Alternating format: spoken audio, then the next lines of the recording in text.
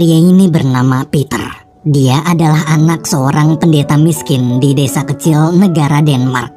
Pagi itu Peter dapat surat dari Universitas Unggulan Kota Copenhagen yang menyatakan kalau dia berhasil dapat beasiswa kuliah jurusan arsitektur.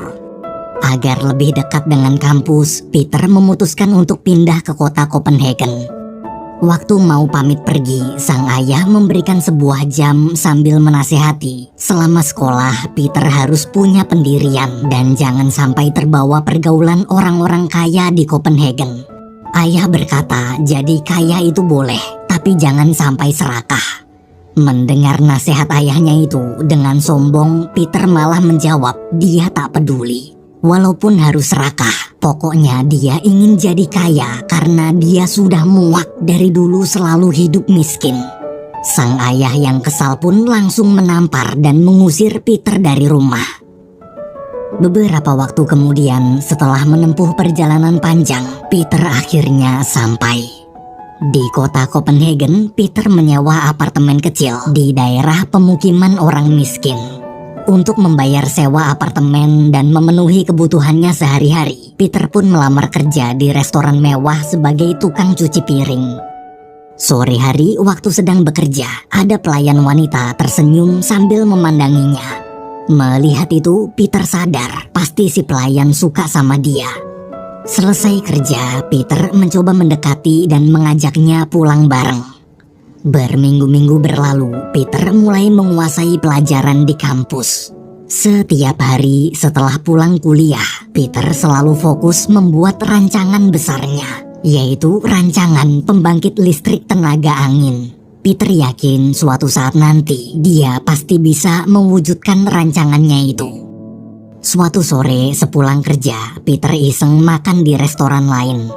Ia berharap dengan makan di restoran dia jadi bisa berteman dengan orang kaya. Setelah mengumpulkan keberanian, Peter mencoba mengajak ngobrol salah satu pengunjung bernama Ivan. Peter di situ cerita kalau sekarang dia sedang mengerjakan rancangan pembangkit listrik tenaga angin. Meski masih kuliah, tapi Peter berani menjamin rancangannya pasti akan sukses. Namun sayang, Ivan sama sekali tak tertarik. Hari demi hari berlalu. Ketika malam Natal, karena tak punya uang, Peter pun ke rumah pacarnya, yaitu si pelayan restoran. Sebenarnya alasan Peter mau pacaran cuma biar dia bisa makan gratis tiap hari aja. Malam itu tak hanya numpang makan, Peter juga cerita tentang rancangannya dan kejadian waktu dia bertemu Ivan. Peter lalu meminjam uang untuk makan di restoran kemarin. Ia yakin jika bertemu Ivan lagi, dia pasti bisa membujuk Ivan agar mau jadi investornya. Mendengar cerita itu, karena udah bucin, si pelayan pun bersedia meminjamkan uang. Esok hari di restoran, ternyata Peter kembali bertemu Ivan. Berbeda dengan waktu pertama kali bertemu, kali ini Ivan menyambut baik Peter. Ivan bilang kemarin dia masih belum percaya kalau Peter kuliah, jadi dia mencari informasi dulu tentang Peter. Setelah mengobrol panjang lebar, Ivan akhirnya mengundang Peter datang ke rumahnya besok.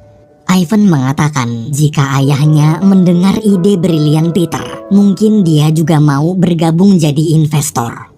Mendengar undangan itu, Peter sangat senang. Dia tak menyangka anak pendeta miskin sepertinya bisa diundang ke rumah bangsawan kaya. Setelah Ivan pergi, agar besok terlihat lebih meyakinkan, Peter nekat menipu penjual baju demi bisa dapat baju mewah gratis. Dia pura-pura bilang kalau dompetnya ketinggalan di hotel dan janji akan kembali lagi untuk membayar. Karena mengira Peter orang kaya, si penjual baju pun percaya. Padahal Peter tak pernah kembali. Keesokan harinya, Peter disambut baik keluarga Ivan. Bahkan sang paman sampai memanggilnya Fortunate Man, atau si pria beruntung. Karena Peter punya otak yang cerdas meski lahir dari keluarga miskin. Saat makan siang, Peter kembali menjelaskan rancangannya di depan ayah Ivan. Melihat semangat anak muda itu, ayah Ivan langsung setuju menjadi investor. Tapi karena rancangan Peter ini adalah rancangan yang sangat besar, dia harus dapat persetujuan dari ketua komunitas insinyur Denmark bernama Profesor Beregraf terlebih dahulu. Setelah itu barulah pemerintah Denmark bisa menyetujui pembangunan rancangan tersebut. Sesuai saran ayah Ivan, besoknya Peter menemui Profesor Beregraf. Ketika Profesor mendengar penjelasan Peter, dia kagum. Seumur hidupnya, baru kali ini ada anak muda yang punya ide brilian membuat rancangan pembangkit listrik tenaga angin. Profesor lalu menyuruh Peter datang lagi minggu depan. Ia menjelaskan sebelum menyetujui rancangan ini, dia harus melaporkannya pada anggota komunitas lain. Siangnya Peter menceritakan obrolannya dengan Profesor Beregraf tadi pada Ivan. Untuk merayakan keberhasilan mereka, Ivan pun mengajak Peter makan di restoran mewah. Tapi ternyata restoran mewah yang Ivan maksud adalah restoran tempat dia kerja jadi tukang cuci piring. Di sana mereka juga bertemu kakak perempuan Ivan bernama Jacobi yang sedang makan bersama tunangannya. Mereka semua lalu mengobrol panjang lebar. Dari obrolan itu, Peter dapat informasi bahwa nantinya Jacobi akan menjadi pewaris utama harta keluarganya. Tak lama kemudian, si pelayan pacar Peter datang mencatat pesanan mereka. Karena takut ketahuan punya pacar seorang pelayan, Peter langsung menemui si pelayan di dapur lalu minta putus. Mendengar itu, hati si pelayan hancur sampai tak bisa berkata apa-apa. 1 minggu kemudian, Peter kembali menemui Profesor Beregraf. Namun berbeda dengan minggu lalu, hari ini Profesor malah menolak rancangan Peter. Profesor merasa Peter belum pantas punya rancangan besar seperti ini karena masih terlalu muda dan belum lulus kuliah. Profesor bilang dia bisa aja membantu Peter mewujudkan pembangunan rancangannya, asalkan namanya harus tercatat sebagai orang yang menemukan rancangan tersebut. Mendengar itu, Peter istighfar. Dia bingung kenapa seorang profesor hebat bisa punya ide licik untuk mencuri rancangannya. Sebelum pergi, Peter pun memaki-makinya dengan kata-kata kasar. Kasar. Siangnya, Peter menceritakan apa yang dikatakan profesor tadi pada Ivan. Sebagai teman, Ivan mencoba menenangkan. Dia bilang mungkin Profesor Beregraf tak menghargai Peter karena Peter belum punya pengalaman. Ivan lalu memberi saran bagaimana kalau Peter bekerja dulu bersama pamannya yang seorang insinyur di Austria untuk mencari pengalaman. Saat pulang nanti, Ivan yakin Profesor Beregraf pasti akan lebih menghormati Peter. Mendengar tawaran itu, Peter pun setuju. Hari demi hari, Peter jadi lebih sering datang ke rumah Ivan. Bukan untuk membicarakan rancangannya, tapi untuk mendekati Jacobi. Ternyata Peter berencana ingin membuat Jacobi jatuh cinta dan meninggalkan tunangannya. Ia merasa seandainya nanti rencananya bekerja di Austria gagal, tapi kalau menikahi Jacobi, masa depannya akan tetap terjamin. Setelah berhari-hari mendekati Jacobi, akhirnya rencana Peter berhasil. Jacobi terlihat mulai tertarik. Hingga suatu siang, keluarga Ivan mengajak Peter jalan-jalan naik kereta kuda. Di tengah jalan, Peter mengatakan, menurut penelitian, sebenarnya manusia bisa berlari lebih cepat dari kuda. Untuk membuktikan teorinya, Peter lalu turun dari kereta kemudian berlari sekencang mungkin sampai villa. Semua orang pun kagum kecuali Jacobi. Ia tahu Peter melakukan semua itu untuk menarik perhatiannya. Sesampainya di villa, tanpa bicara sepatah kata pun, Jacobi langsung masuk ke dalam. Melihat ada kesempatan, Peter buru-buru mengejar dan mengungkapkan perasaannya pada Jacobi. Mendengar kata-kata Peter, Jacobi tak bisa memendam perasaannya lagi. Sambil menangis, Jacobi menjawab kalau dia juga mencintai Peter.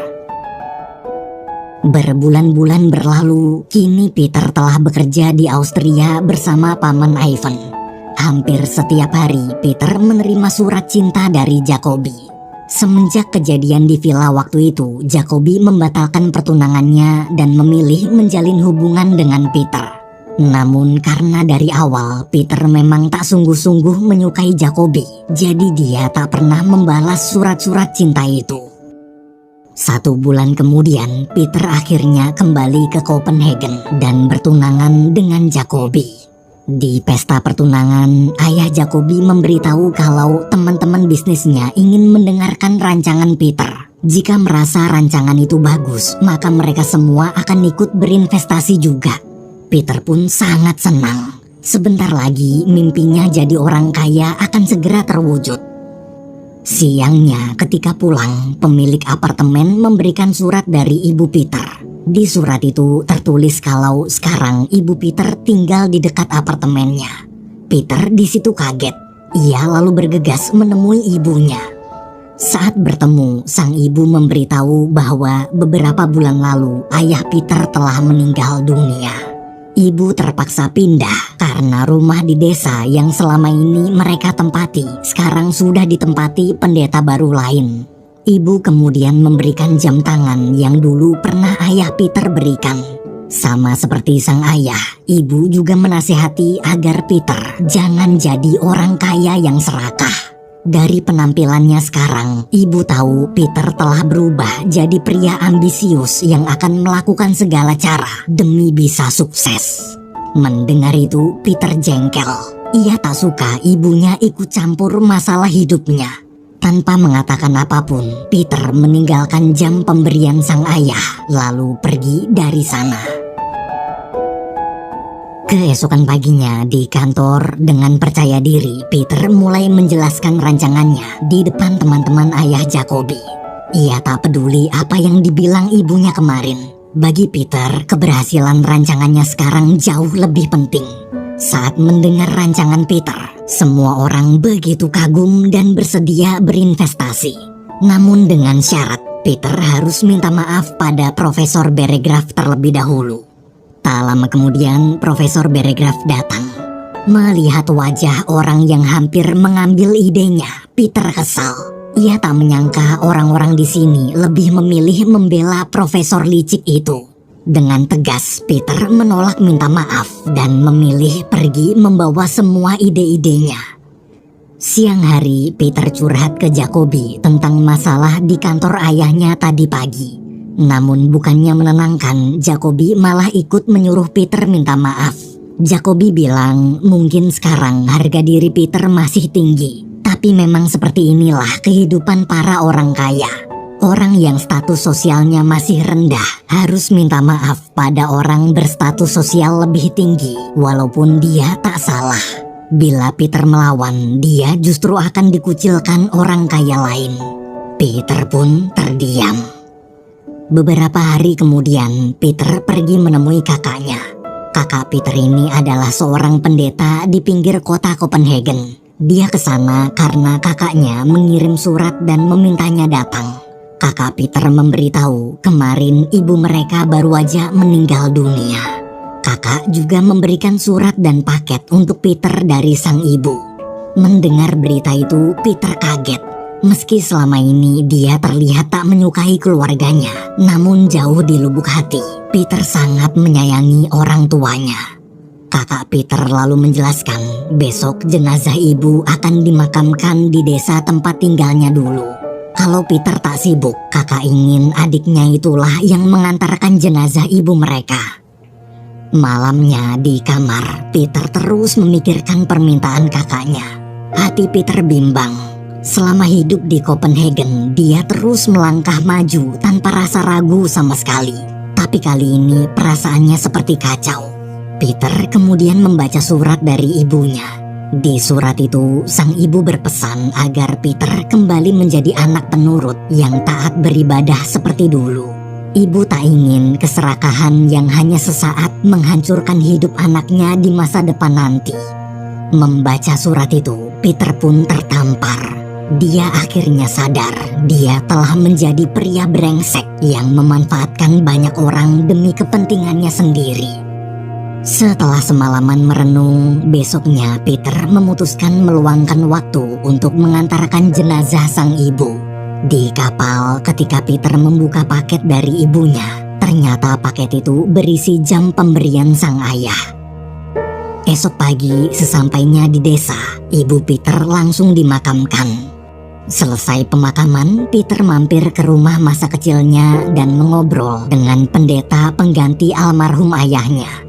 Di tengah obrolan, anak perempuan pendeta yang bernama Inger keluar membawakan makanan. Melihat kecantikan Inger, Peter terpesona. Peter yang awalnya mau pulang malah minta izin menginap di rumah pendeta. Siangnya Peter berusaha mendekati Inger. Tapi Inger yang tahu Peter sudah punya tunangan pun menolaknya dengan halus. Bukannya sadar dan berhenti, malamnya Peter justru semakin kepikiran Inger terus. Selama ini Peter mendekati perempuan hanya untuk memanfaatkan mereka. Tapi saat melihat Inger, tak ada sedikit pun niat Peter memanfaatkan gadis cantik itu. Cintanya pada Inger benar-benar tulus.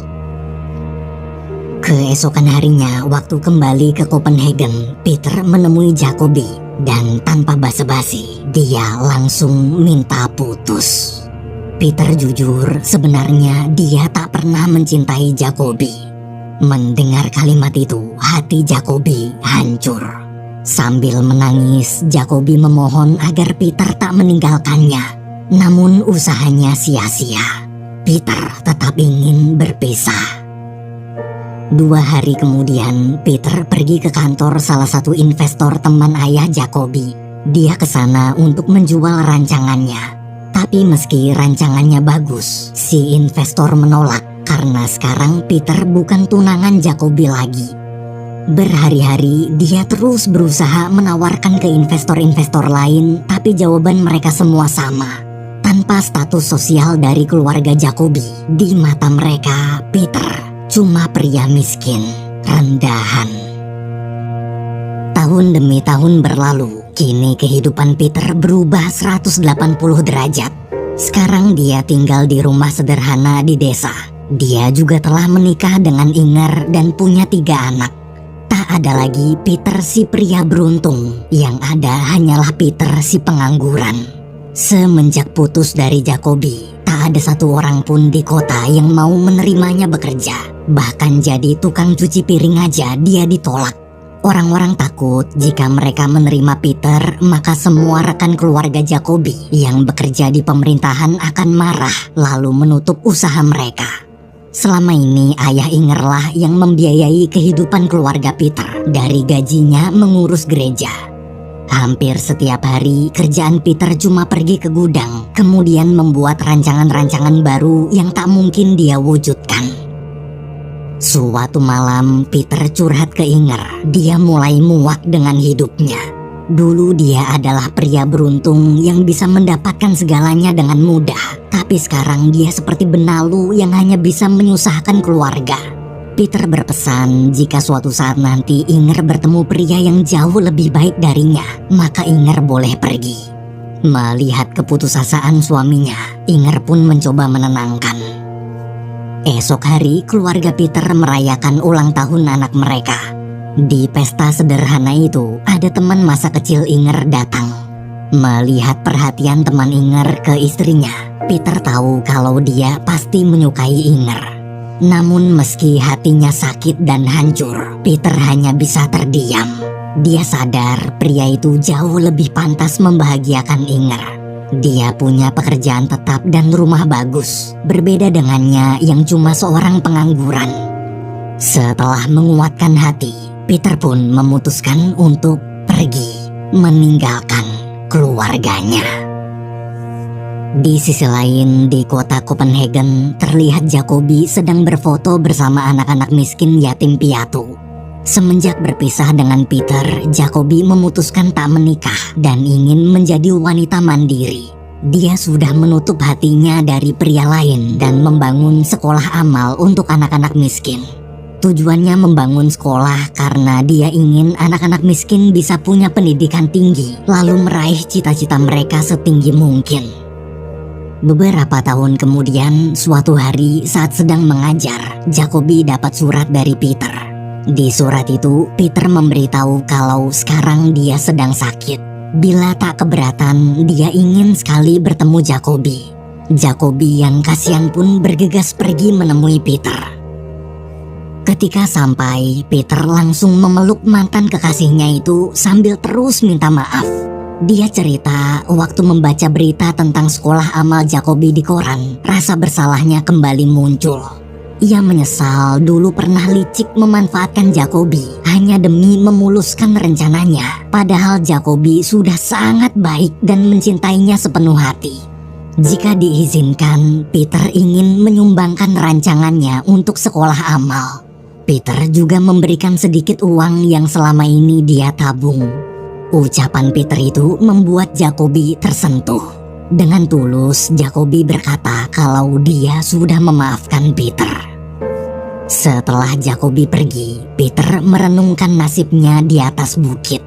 Peter sadar selama hidup dia memiliki banyak sekali penyesalan. Di antara semua itu, ada satu penyesalan terbesar dalam hidupnya, yaitu dia menyesal tak mendengarkan nasihat orang tuanya. Ternyata ucapan ayah dan ibunya benar. Keserakahan telah menghancurkan hidupnya. Film berakhir.